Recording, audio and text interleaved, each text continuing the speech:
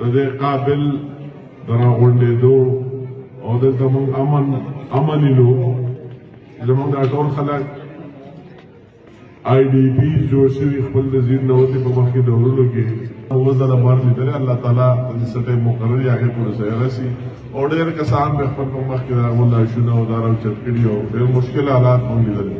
او دا کریډټ هم هغه نواز شریف ته مسلم لیګ نون ته ځینې ډول نه غټ کریډټ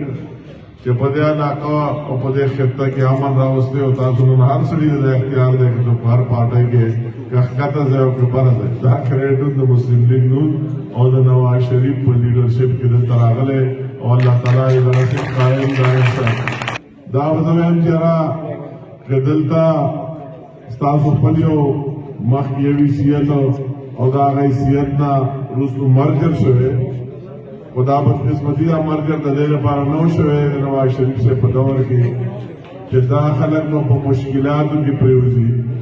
او هغه د دې لپاره شوی چې دلته انصاف او عدالت ته رسوي او د دې علاقې د ترقۍ لپاره د دې چې مخکې به د فاټا وي په دې کې یو د ترقۍ انقلاب دپاره شوي چې دا به اضافي هر کال دې مرګ اضلاع ته ملاویږي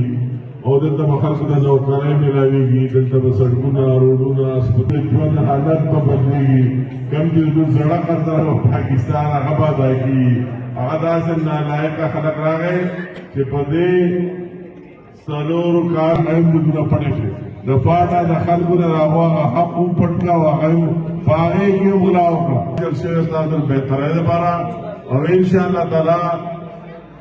دا هر سړی په دې پوه دی اوس هر یو پاکستاني ته دا احساس شوی دی که په دې ملک کې خوشحالي غواړي او بهتري غواړي پکار ده چې مسلم لیګ نون د نواز شریف په لیډرشپ کې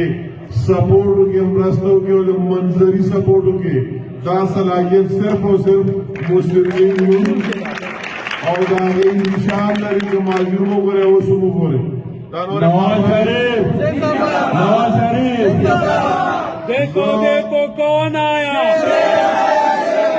देखो देखो कौन आया मेरा मकाम मेरा मकाम अमीर मकाम मेरा मकाम मेरा मकाम مختصرا دا وویم چې زموږ ټول قابل احترام د ټولې پارټیو هر څوک چې په مختلف نومونو سیاست کوي نو داسې جوړېږي نه که یو پارټۍ دوه ممبران نه تاسو له ووټ ورکړي درې او څلور ووټ تاسو حالت نشي بدلولی هغه صرف او صرف مسلم لیګ نون او د منظري نه سره چې ستاسو په دې پاکستان کې د هر چا حالت بدلولی شي او تبدیلي راوستی شي دې نورو لکه ورکړې سیند ته به وغورځوي والله که څه یې دله وکړه یا دله څه کولی شي که کولی شي نو مسلم لیګ نون او د منظري نښه کولی شي نو زما تاسو دا اپیله چې یاره که بلدیاتي الیکشن اوس را روان دی په هغې کې هم د منظري سپورټ او که جنرل الیکشن راځي په هغې کې هم د منظري سپورټ او انشاءالله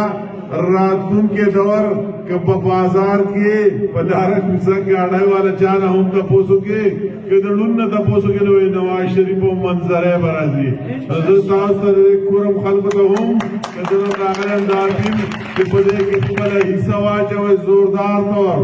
د دې منظري په سپورټ کې خپله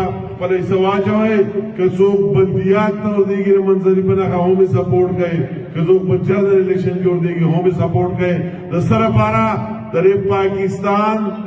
د بهترۍ لپاره د دې صوبې د بهترۍ لپاره او د دې کورم د بهترۍ لپاره چې په دې کې واقعي کم سوچ او کم فکر موږ لره او د څه لپاره د انضمام شوی چې هغه حاصل شي او د هر سړي په زندګۍ کې انقلاب او تبدیلي راشي زه نو که په دې نالایقو باس کوم نو څو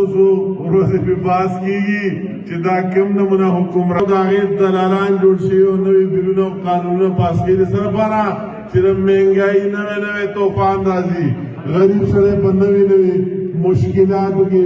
پرېوځي نو اوس د هر چا دا خواهش چې یاره هغه دور د 2018 نه مخکې هغه زوړ پاکستان موږ ته پکار دی هغه زوړ نواز شریف او د هغه ټیم موږ ته پکار دی چې د دې ملک بهتري او د دې خلکو حالت بهتر کی دا تاسو ټول هر چا فرض جوړیږي